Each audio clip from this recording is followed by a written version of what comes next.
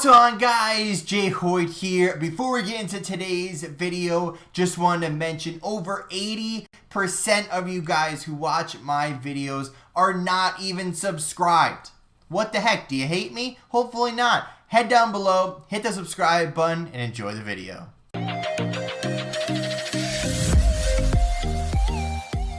What's on, guys? Jay Hoyt back with you. Today, welcome back to Call of Duty Modern Warfare 2. In the middle of the off-season for the CDL and kind of Call of Duty in general has kind of pushed myself away from playing Call of Duty for a little bit to kind of think back at what, Call of Duty as a whole, the amount of times I've made videos that are like, this is really frustrating, or, this is what I think they should do, or, whatever. We finally made a list of, I have 4 things here. There's definitely more that you can do, and obviously, I'm on the outside looking in, so I don't know what's going on behind the scenes, but these are kind of some things that I have seen other times in other games, other franchises, and in other ways, thinking about it from a traditional sports view as well, that some of these things could be implemented into esports and specifically in Call of Duty. Now, the first thing on my list that needs to change is a lot. And I'm not just saying that as a general term, but here's the start, right? Start at the top, right? From all the people that run the Call of Duty League, I think it's a commissioner, the president, whatever official title, is her name Joanne, I think? Whatever her name is, or whatever her title is, and all the people that are up in that general bubble, see ya. Bye. Get rid of them all. And bring in people that actually know Call of Duty, right? Not just, oh, I played once when I was 10 years ago when it first came, or not even 10, but like a while ago when it first came out. I mean people that have lived and breathed Call of Duty for at minimum 5 years. Because Joanne, I think her name is Jaren Faries, something like that, came in from the NFL as an executive there, and then kind of went over to the Overwatch side, and then somehow got put in the spot she's in now. So, I don't know. Maybe it's not just her, but sometimes you gotta start at the top and work your way down from there. In our next bulletin point, we actually have a screenshot from Reddit here. Maybe it's from Twitter. It's on Reddit, but it's from Twitter. From Jake, is it Haley Hale? It kind of says both of them. But this was put out from Call of Duty and the Overwatch League, or from Activision, like someone up there in the gaming space. And he says on the Twitter that you hopefully guys see on your screen now, Activision has admitted to concerns over the longevity of their current business model of the COD League and the Overwatch League, and efforts to address their challenges may prove unsuccessful. So in the actual post, it says, our collaborative arrangements for our professional esports leagues, an example, the Overwatch League and the COD League, continue to face headwinds which are negatively impacting the operations and potentially the longevity of these leagues under the current business model. We continue to work to address these challenges, which could result in significant costs, and such efforts may prove unsuccessful. And I know that I put this point later on, but just investing a metric crap ton of money into something, just throwing all the money at it, doesn't just make it successful, right? The whole city-based or original franchise thing that they did, just why, right? We talked about this when it first came out. It's an interesting idea, right, to have Optic Texas, your New York Subliners, like your whatever teams, right? But at the end of the day, who's behind all of those teams? Now you have organizations like Optic, obviously now merged with Envy, but you have FaZe Clan, you have, not Complexity, but who else is in there? Thinking about all the other organizations that have already built huge brands like Cloud9, TSM, 100 Thieves, LA Thieves, obviously, in the CDL. And you see all these teams that have built their way to get here. And then you're just like, all right, make a new brand and then try to build that one up as well.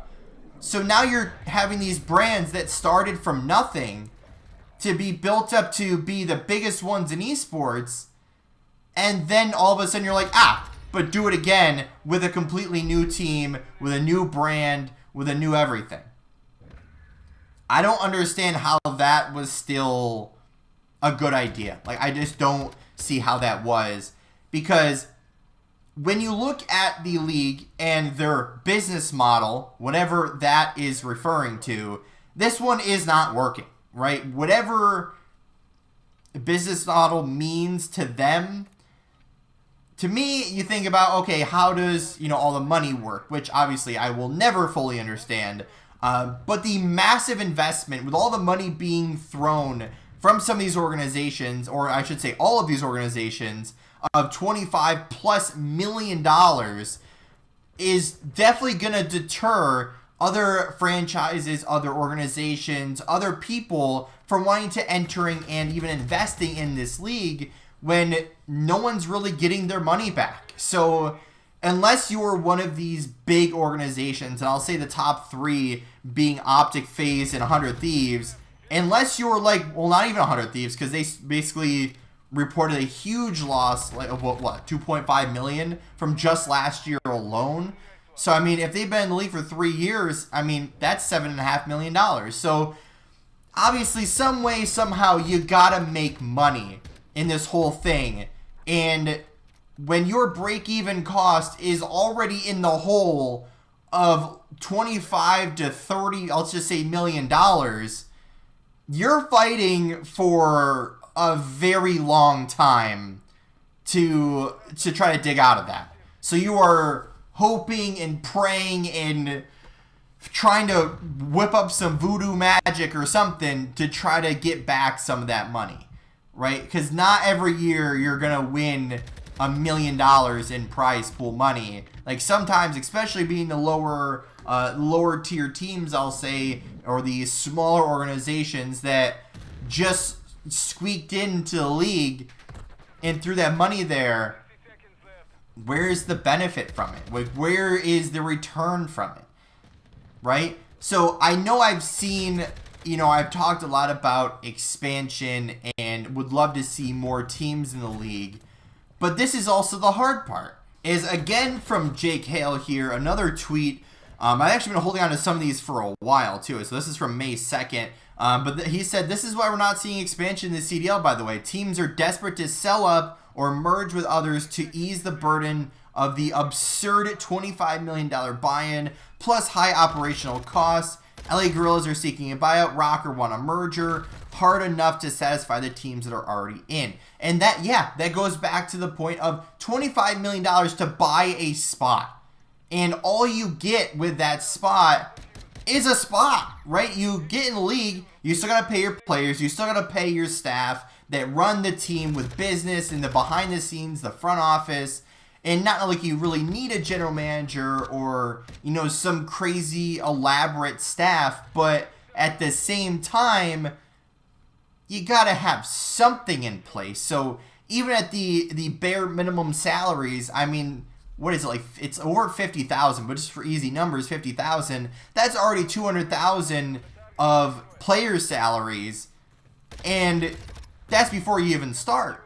So you got to find a way to make money. This also goes to my next point. When you've seen so many teams and organizations merge or sell their spot or lay off a ton of people to try to save money, and then you wonder why, it's because they're not really making money. So although I'd like to see the league expand to 16 teams or even higher than that, they have to find a way financially that makes people want to get into the league, that makes people want to invest in your league, and makes people want to be in your league. Because right now, unless you're a top, I'll say top 5 team, you're going to be struggling. Because you're not going to have the players. If you're not offering a good salary, you're not going to pull anybody from a top team that's like, hey, we can give you this really good opportunity on this low tier team, we'll build around you, then they're going to be like, well, I can make the same money, if not more, on one of the top teams and actually compete for championships. So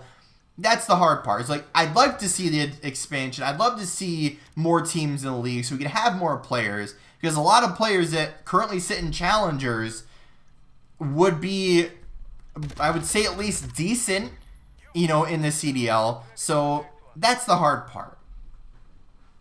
Is there's so much money invested that you almost put too much money in it, right? The $25 million, the $300 million, I think it is the official total number of that. And then you get this. At Major 4 or 5, one of the last events last year, there was supposed to be the New York event, which I was actually really excited to try to go to, because it's like 3 hours, 3.5 hours, 4 hours, whatever it is, away from me in New York. $300 million league, and we're now stuck in this, which, no fans, some really awkward introduction thing that Maven did, and it, exactly what it says here at the top by whatever name that is.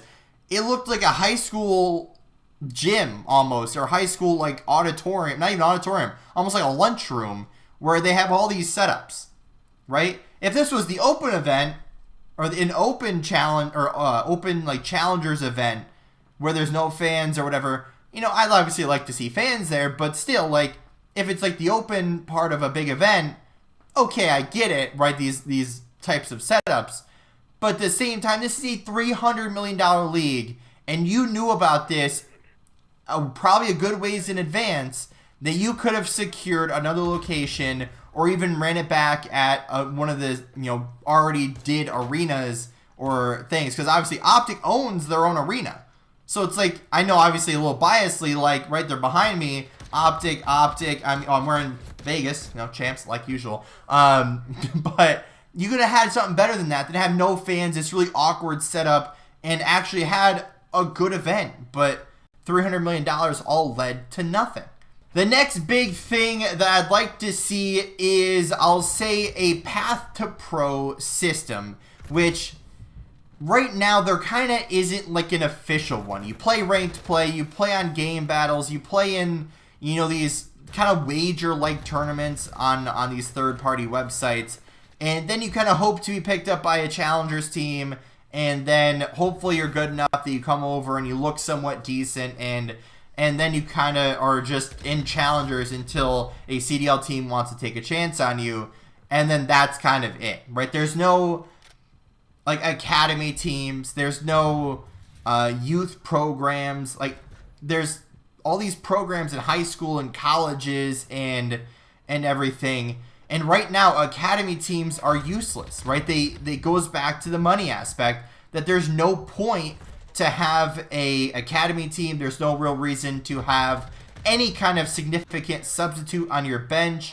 right? There's no reason to pay that extra money when you're not making the money back. So although it'd be really cool for every team to have academy teams, it's not financially worth it. Because then, if you were to actually build it out and actually have the money coming in, then you could have some of your former pros as coaches or as scouts, or, as people running these teams, they'd be like, oh yeah, they have the eye for it.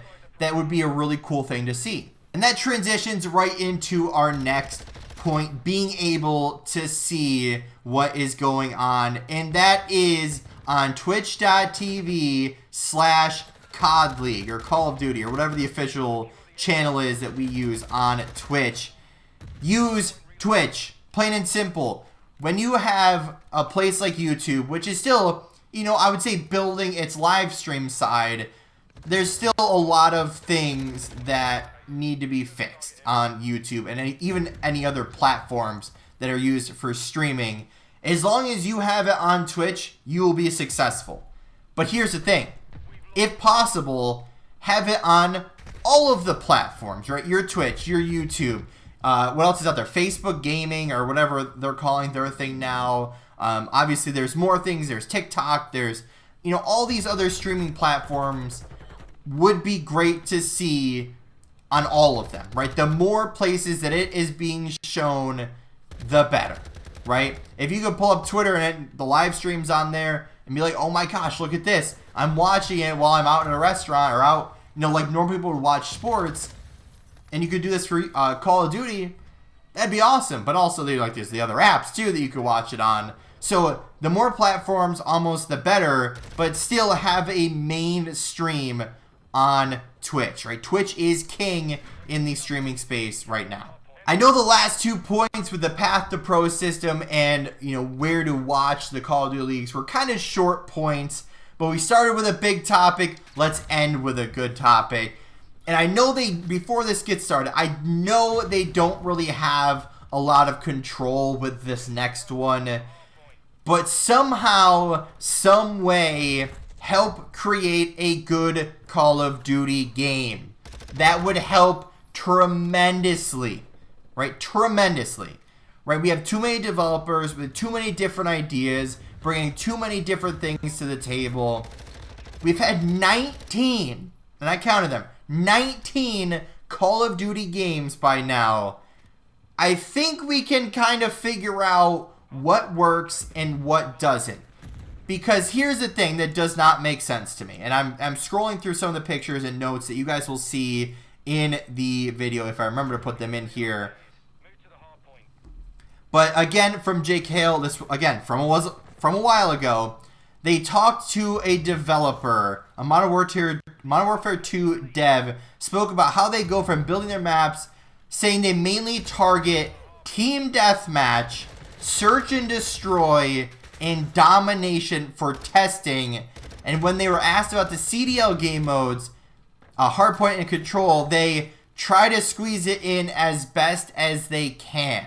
How does that make sense? We have people and all these organizations and teams of people investing $300 million into your franchise, into this league, into this game, and you're testing it on team deathmatch, domination, and search and destroy. Now, obviously, search and destroy is one of the game modes for competitive Call of Duty, but when you don't test it for hardpoint or don't test it for control, these maps that you keep adding, they might play great for TDM, where you just run around all the time. Or you camp and watch a lane for the entire time. Or in domination, where flags don't really make sense, but it doesn't really matter because you're just kind of running around with some kind of objective.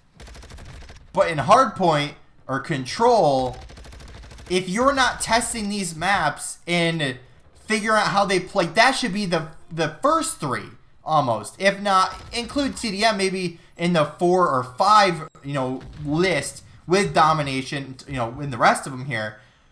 But if you're going to have this much investment in the league, you got to think, hey, we should really cater towards this thing because this thing will help build our brand. You'll have more people trying to get involved, more people trying to play this game, and it won't just be the casuals that are the only ones being happy. We need to somehow, some way get all of the developers or kind of narrow them down to being, what is it, Treyarch and is it Sledgehammer or is it Infinity Ward? Two of the three there. I don't remember which one's even the bad one anymore.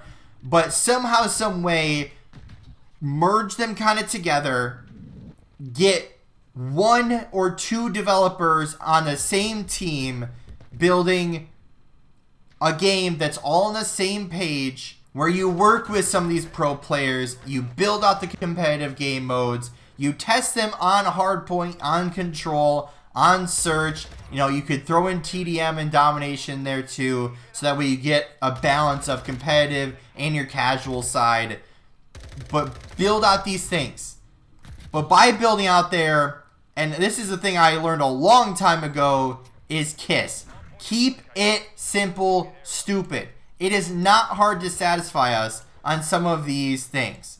Look at how easy and simple some of these screens are, right? Multiplayer, public match, league play, custom games, theater mode, which should be a thing in every game, I don't really know what COD TV was, but then your barrack stuff, options store, shows how many people are online, your nat type, your, like this simple, super simple, right? You look at more of them. These classes for Black Ops 3, super simple. You don't have 17 attachments on a gun, and you have to figure out a YouTube video, a tutorial, Google it, try to figure out what's the best class to use, how to tune it correctly.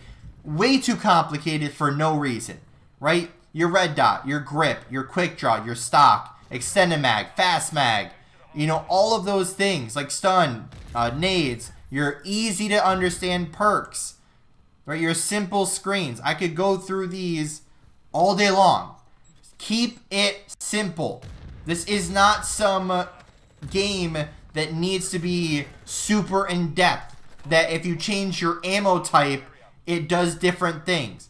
Nobody cares, right? Once you get the meta, once you get the good attachments and the good guns unlocked, that's what people use, right? Adding 17 attachments for each type of different attachment like category is not needed. We don't need it.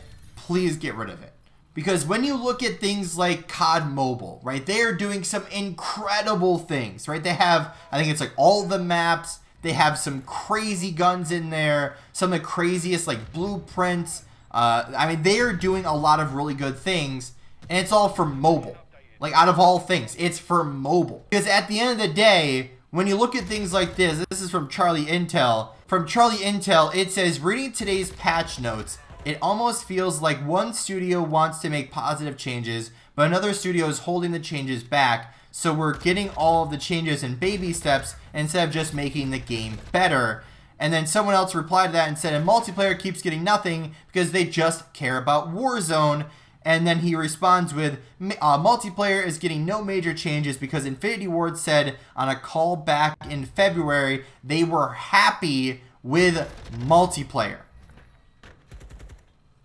They must be happy, but a lot of other people aren't.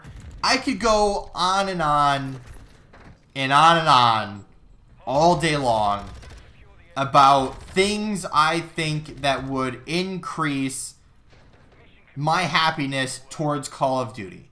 Right, for someone that's played since Black Ops 1, we've been in this a long time, and it does not take, the smartest of people to figure out what makes a good Call of Duty game. It just seems like once too much money got involved, the product started to drastically dip. And now all they're focused on is making the most money possible, right? And I know we've talked about this before. I'd rather see a good product, which the byproduct of a good product is the money. And not, let's throw as much money into it and try to get as much money back out of it, and then we'll figure out how to, give a little bit here and there and about how to make a very below average Call of Duty, and then we'll just hope to make as much money as possible. I just feel like right now, Call of Duty, I almost say takes some money out, but at the same time, it looks like that's their only focus. But that's going to do it for today's video. If you did enjoy, hit the like button down below. Make sure to subscribe if you haven't already, or if you're brand new here. But with all that being said, guys, we'll see you in the next one.